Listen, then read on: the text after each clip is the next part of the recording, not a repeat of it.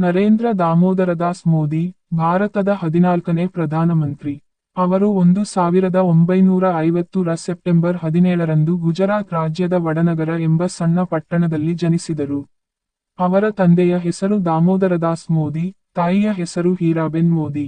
ಬಡ ಕುಟುಂಬದಲ್ಲಿ ಜನಿಸಿದ ನರೇಂದ್ರ ಮೋದಿ ಅವರು ಬಾಲ್ಯದಲ್ಲೇ ಜೀವನದ ಕಠಿಣತೆಗಳನ್ನು ಅನುಭವಿಸಿದರು. ಅವರ ತಂದೆ ರೈಲು ನಿಲ್ದಾಣದ ಬಳಿ ಟೀ ಮಾರುತ್ತಿದ್ದರು.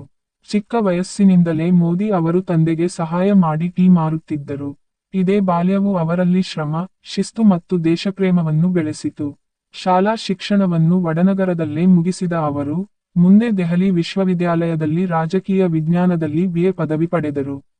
ನಂತರ ಗುಜರಾತ್ ವಿಶ್ವವಿದ್ಯಾಲಯದಲ್ಲಿ ರಾಜಕೀಯ ವಿಜ್ಞಾನದಲ್ಲಿ MA ಪದವಿಯನ್ನು ಸಂಪಾದಿಸಿದರು. ಯುವಕನಾಗಿದ್ದಾಗ ಅವರು ಮನೆ ಬಿಟ್ಟು ದೇಶ ಸುತ್ತಾಡಿದರು.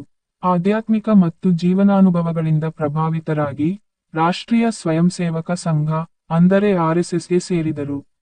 ಅಲ್ಲಿ ಸೇವಾಭಾವದಿಂದ ಕೆಲಸ ಮಾಡಿದ ಅವರು ನಂತರ ಭಾರತೀಯ ಜನತಾ ಪಕ್ಷಕ್ಕೆ ಸೇರಿದರು. ಅವರ ರಾಜಕೀಯ ಜೀವನ 2001ರಲ್ಲಿ ಹೊಸ ತಿರುವು ಪಡೆದಿತು. ಆ ವರ್ಷ ಅವರು ಗುಜರಾತ್ ರಾಜ್ಯದ ಮುಖ್ಯಮಂತ್ರಿಯಾಗಿ ಆಯ್ಕೆಯಾದರು. ನಂತರ 2014ರಲ್ಲಿ ಭಾರತದ ಪ್ರಧಾನಮಂತ್ರಿಯಾಗಿ ದೇಶದ ನೇತೃತ್ವ ವಹಿಸಿಕೊಂಡರು. 2019ರಲ್ಲಿ ಮತ್ತೆ ಪ್ರಧಾನಮಂತ್ರಿಯಾಗಿ ಆಯ್ಕೆಯಾಗಿ ಸೇವೆಯನ್ನು ಮುಂದುವರೆಸಿದರು. ಅವರು ಹಲವು ಮಹತ್ವದ ಯೋಜನೆಗಳನ್ನು ದೇಶಕ್ಕೆ ಪರಿಚಯಿಸಿದರು. Swachh Bharat Abhiyan, make in India, digital India, Ujjwala Yojana ಮತ್ತು ಆಯುಷ್ಮಾನ್ ಭಾರತ, ಇವೆಲ್ಲವೂ ಜನರ ಬದುಕನ್ನು ಉತ್ತಮಗೊಳಿಸುವ ಉದ್ದೇಶದಿಂದ ಆರಂಭಿಸಲಾದ ಯೋಜನೆಗಳಾಗಿವೆ.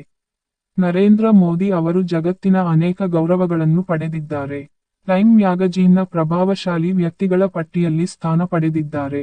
ವಿವಿಧ ದೇಶಗಳಿಂದ ಉನ್ನತ ನಾಗರಿಕ ಗೌರವಗಳನ್ನು ಸ್ವೀಕರಿಸಿದ್ದಾರೆ. ಒಬ್ಬ ಟೀ ಮಾರುವ ಹುಡುಗನಿಂದ ಭಾರತದ ಪ್ರಧಾನಮಂತ್ರಿಯಾಗುವವರೆಗೆ ಅವರ ಜೀವನ ಶ್ರಮ, ಸಂಕಲ್ಪ ಮತ್ತು ದೇಶ ಸೇವೆಯ ಅದ್ಭುತ ಕಥೆಯಾಗಿದೆ. ನರೇಂದ್ರ ಮೋದಿ ಅವರ ಜೀವನ ನಮಗೆ ಪ್ರೇರಣೆಯ ದೀಪವಾಗಿದೆ.